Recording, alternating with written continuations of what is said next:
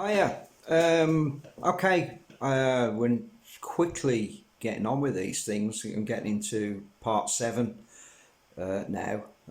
Really enjoying putting these things together, and hope you like the little intro. I'm trying to up the production on these things. You know, it's only a little chat, but I mean, just to say the little clip of music that you hear on there was something we put together.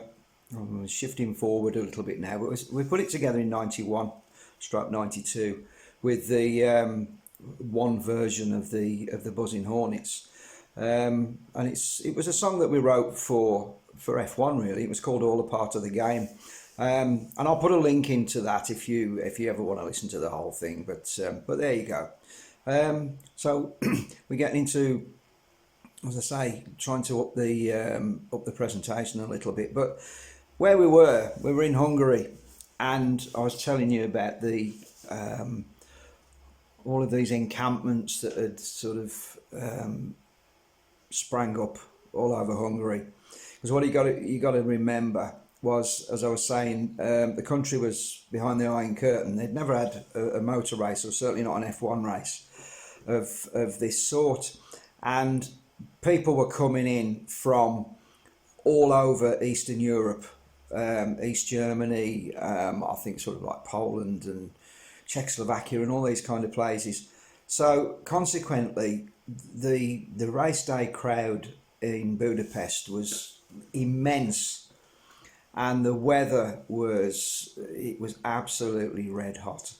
And again, you know, the race, we did the race. One of the most memorable things, and I think again you'll have to search for this on some of the clips, was Nelson Piquet going round Ayrton Senna at the bottom of the straight into the first corner. That was probably one of the most amazing overtakes in F1 that you'll ever see. I mean, the guy just goes round. He's like drifting and going broadside around the right hander at the bottom. But you can have a look at that anyway. So we get out of Hungary, and the next race is in Austria. So I think we got a week's turnaround on that one. So we'd got to sort of hightail it out of Budapest. So we left in the truck Sunday night. Got up to the border. I don't know. We stopped before. The border was called Hegshalom. We might have just got over the border or not, or just into Austria. Because we probably had enough of Budapest by then, or Hungary. But anyway.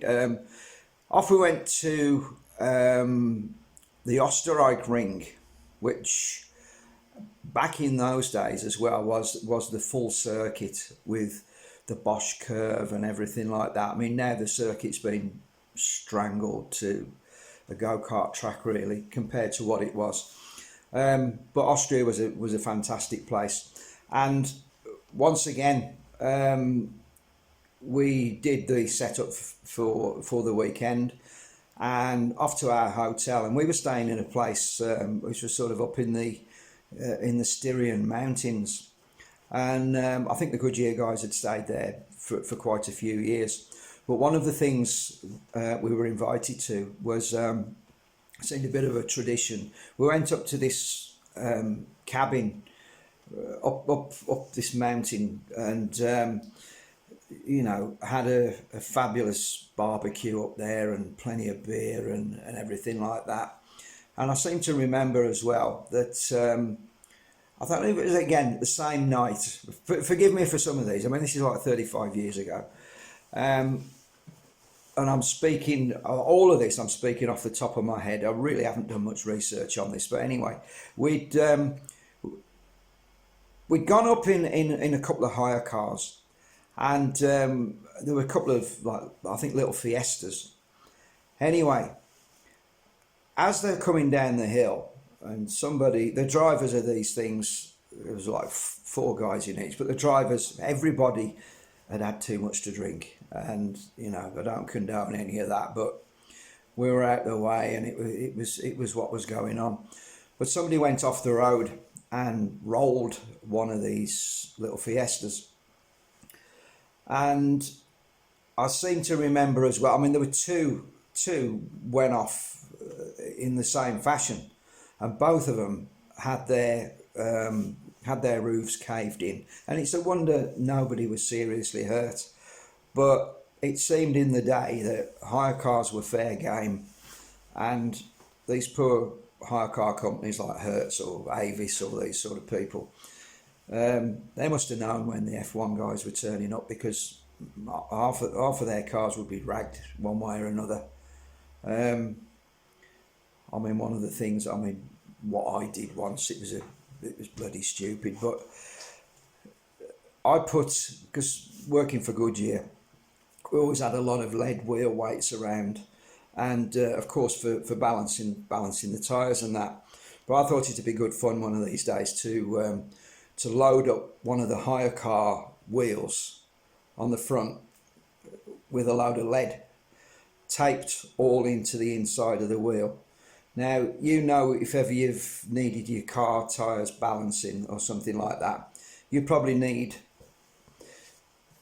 5, 10, 20 grams of lead just to keep the thing going. Well, I must have put about 300 grams of lead on this particular wheel, and this car was going down the road, whoever was driving it, and it was at about 40 mile an hour. It was as much as you could do to hold on to the wheel, because it was going like this. It was bloody hilarious, to be honest with you, but absolutely stupid, illegal, nobody got hurt. It was one of those things. But anyway, there were two of these Fiestas with the roofs flattened in Austria, and you know, I think somebody must have just phoned up the hire car company, come and pick them up on a flatbed truck or something. It was, and they were towed out the place. So again, glossing over it, we did the race. I actually remember standing on the pit wall at for one of the practice sessions, and for somehow there was what can you say? The cars would come down from the final turn, and then they'd come past the pit lane on the main straight, and then up this big long hill, up to the first corner. And I was stood there, and I'd never heard such a noise from. It was actually the Williams Honda. And I don't know whether it was obviously Manslaughter PK or whatever, but I don't know whether they were running different exhausts or whatever, or whether it was just the acoustics of where we were with the stands and the mountains around and everything. But I stood on the pit wall without any earplugs in or anything like that, and as this car went past, it nearly blew my ear holes out. It was an incredible noise, and I won't forget that. And I've heard all of the engines, all the turbos, the V8s, the V10s, the V12s, you know, revving up to sort of like 18,000 revs, everything like that. They were loud, but the actual sonic noise that these Williams Hondas were making was incredible. But we did the race, and we drove out, and we headed to the German border. And again, this time I was in the minibus. The trucks were wherever. But as we were coming through just the other side of Munich, I saw these signs saying Dachau. Now, Dachau was obviously one of the concentration camps in the Second World War, and I couldn't believe that it was just on the edge of this town. You would imagine these places that they're out miles away in the woods or something like that, but we followed the sign and we went down to Dachau. Now, this was a Monday, And it turned out that we wanted to go and have a look, but the museum was closed. But we sort of drove round and we stopped, and I climbed on the top of the minibus roof to have a look over the walls and everything. And it was, if you've been to those places, you probably know how it feels, like Auschwitz or things like that. It was quite surreal.